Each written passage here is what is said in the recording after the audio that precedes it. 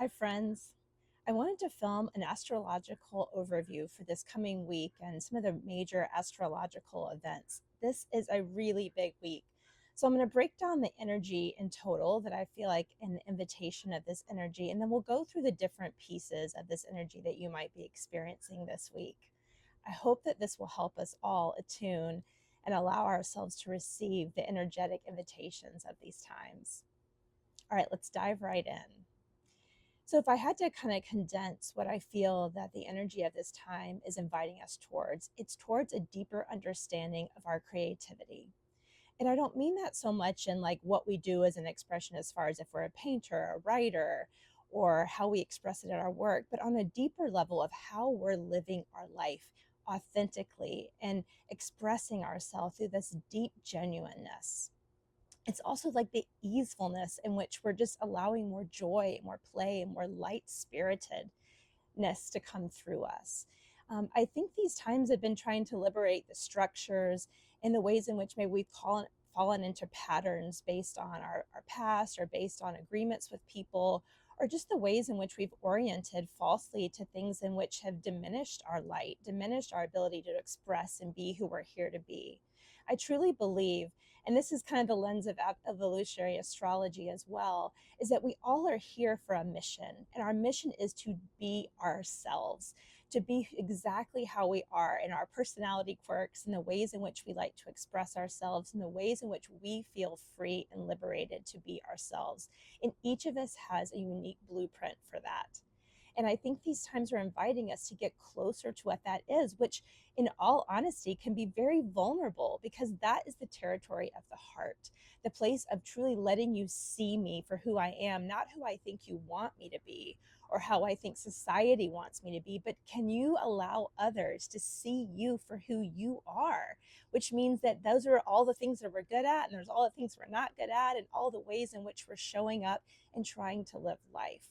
I truly think that this time is an invitation towards that deep, authentic, creative expression of our usness, right? The creative essence. And so if we go a little deeper into that, I think oftentimes, like, how do we get to that place? And truly, I think that one, if you think about the archetype of Leo, it follows the archetype of Cancer. And Cancer is all about inner attunement to our emotions, to our sense of safety and security internally, to being able to mother ourselves, to be able to be compassionate and kind to ourselves, to know those desires and those stirrings of our deeper nature, and to comfort them and allow them for expression, allowing ourselves to kind of know who we are at an inner level. And I think this is essential for authentic creative expression, because to truly expand outward, we have to go inward. We can't truly be authentic if we don't know who we are, if we don't know what we love, if we don't know what we need in life to feel fulfilled. Then we'll look for other people to tell us. It's like that story of I think it's a Dr. Seuss story that's like, are you my mother? Are you my mother? Are you my mother? It's like we'll constantly go to different sources to be like, are you what lights me up? Are you what lights me up? Instead of forgetting that we must first like light ourselves up. We must first find our internal flame of our desire and what gives us joy and passion, and then we share that. But if we don't know that, then what we'll share will be mirrors of what others lights them up, or what we think lights us up. But how we know is how we feel, because genuine things that are authentically expressing through us as ourself and as our true core nature feels joyful. It's like the kid riding the bike with a huge smile. It's the laughter. It's the ability to feel so in touch with something deeper. And I'll admit, our society doesn't necessarily give us a lot of time and space to do that. And so sometimes this is returning to that child essence, to be like, how do I want to play? How do I want to express myself? And returning to those more primal expressions of self, like coloring, like finding out what you like to do that's not necessarily oriented towards an outward expression of a job or a role. So that going inward is so deep. So to go in, to go out, to really root ourselves into who we are before we try to evolve and expand is so important, because if we've missed that, again, it doesn't have the depth, which means that when people receive us and reflect back to us our nature, we won't get what we want. We'll get kind of this feeling of like the imposter syndrome, like we're getting our mirrors back and we're like, well, that's not it. Or we'll feel this jealousy in others because really what they have is something that we're not experiencing. So I truly think that these times are calling us back inward to actually know how to light yourself up. And the way we do that is really exploring the feelings behind it. Like, what does allow you to smile and feel yourself? And stop attaching that so much to the role, or like, how will this look when I get money for it, or recognition. Like, first, just recognizing in ourselves what does that and doing more of it, being more playful with life and being less serious about figuring it out and more just experimentation and play.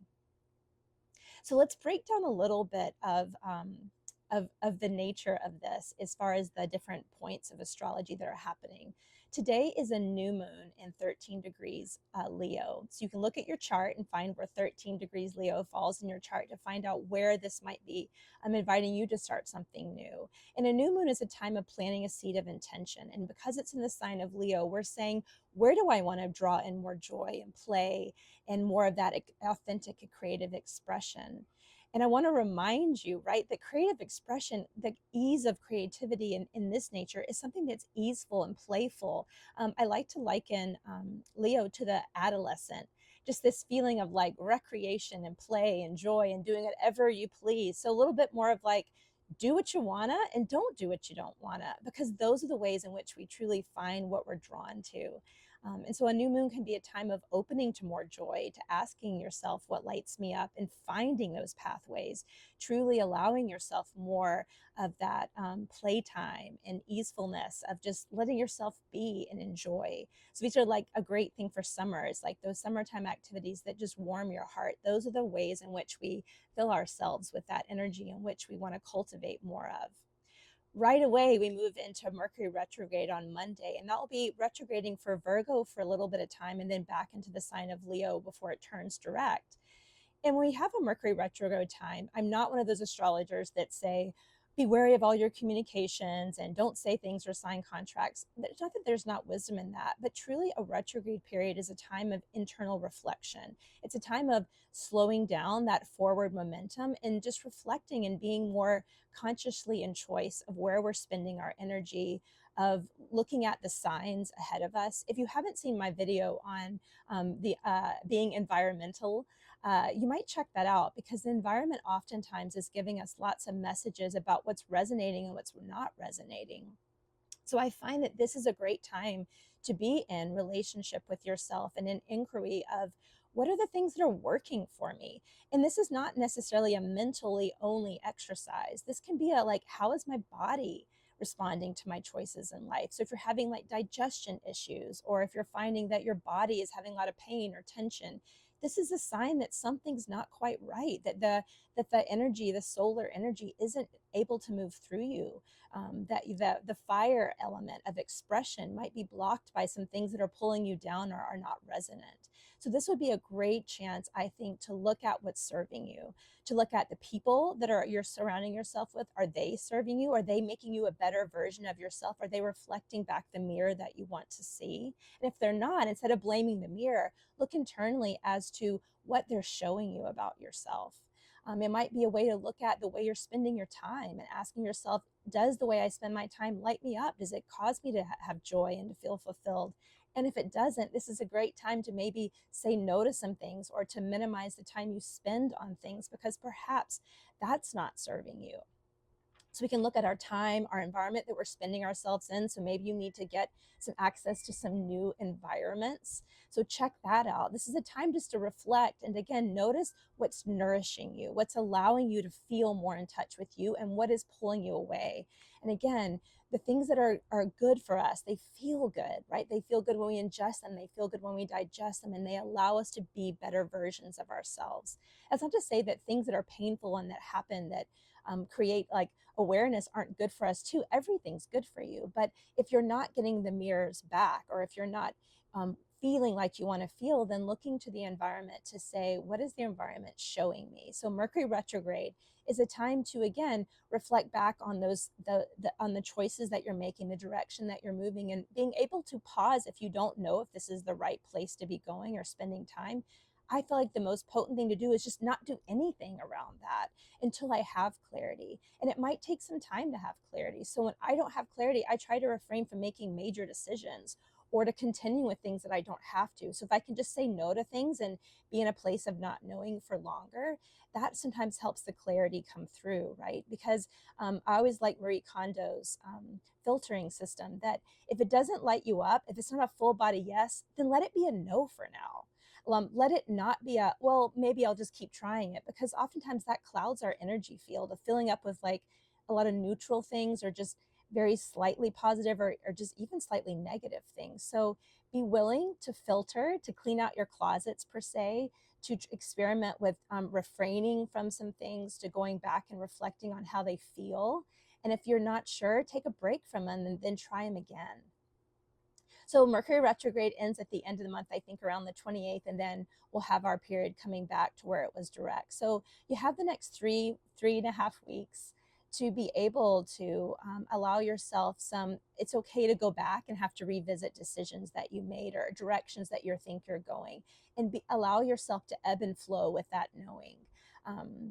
So to back up, so while Mercury retrograde is happening, I don't want to say back up, but on August 8th is the Lionsgate portal. Now, this is a combination of an astrological and an astronomical event. So the sun is in Leo, and then the fixed star Sirius, which is the brightest star in the night sky, combined with Orion's belt, will all be in the astrological belt of Leo. So we have what we call a portal for that. And a portal is just, I like to think of it being as the energy is easily pulling us towards a certain direction, kind of like you can walk through a door because the door is open, instead of having to like wrestle with, do I have a key, or, do I have access in my badge? Like the door is open for you to walk through. That's what I kind of imagine a portal. And this portal is drawing us towards greater manifestation, towards what we really desire in our life, towards that alignment. And again, having to do with creativity, having to do with that authentic expression. So life is allowing for that. Sirius can also be thought to be kind of like our spiritual sun. And again, not equating spiritualism with like religion, but more like who we are at a soul level and what our soul wants to do. And oftentimes in astrology, people will say, what am I here to do? What's my calling? And oftentimes that spiritual calling isn't necessarily a role. It can look like a role, but it's more like, what is your energy here to do in the world? And it's less role defined and more experiential. We can't get it wrong, too, is one thing to know. So this is an invitation to that. And I think the backdrop of this is a concept that creation is in some ways followed by the void. Like before anything can be created, there is a void space. And in that void space, we rest. In that void space, we allow, we receive what wants to be creative. We receive our own creative desires. We receive the alignment, we receive the knowing, so that we move from a deeper place. Just like I was saying, that go inward and go down before we go out, so that our creativity isn't just this like chasing of something, or it isn't this longing to fill a void, but our creativity is something that's so rich that it just moves through us like effortlessly. And so I think before we get to the Lion's Gate, honestly, because we're in a new moon time, which the energy is lower, even though it will feel a little contradictory because we're in summer. Leo is a fire sign, so we have this like energy that wants to have us expand and go big and feel outwardly and social, matched with this Mercury retrograde that has us going inward, Virgo energy, which is like be inward. We also have the knowing that then in some ways creativity follows, again, Pisces. So Pisces to Aries, the first sign of the fire of our creativity.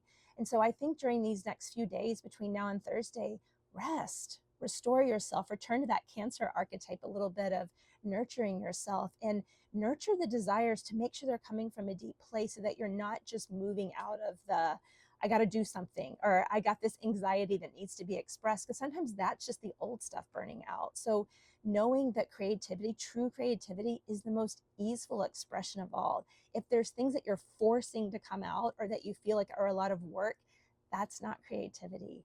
So return to a state of ease, the void of not knowing. It's highly uncomfortable, I know at times, but it's also allows the more beautiful, rich expressions to come out. And my experience is when you allow those to come out, they're so much more fulfilling, and we need so much less validation for them. And it allows the expression to be so much more pure, which means that it actually has a greater effect on the world. So as you prepare for the Lion's Gate on 8/8, rest, go inward, really ask yourself those deeper questions of what are you really wanting to bring forward? What feels so effort and easeful to do that? And allow it to come through you in the most natural and joyful and delightful way. So just take some deep breaths with me, friends. This is such a potent week. You might feel, again, the pulling in different directions. And the card that I drew for today in this energy is the ocean of ebbing and flowing. And can we allow ourselves to be in that state of ebbing, flowing, where we do have outward expressions, we do allow things to come out in action, and we also are okay with inaction and reflection and introspection, that we allow ourselves both. Like, we don't always have to be one. We can rest, we can express, we can root, we can expand.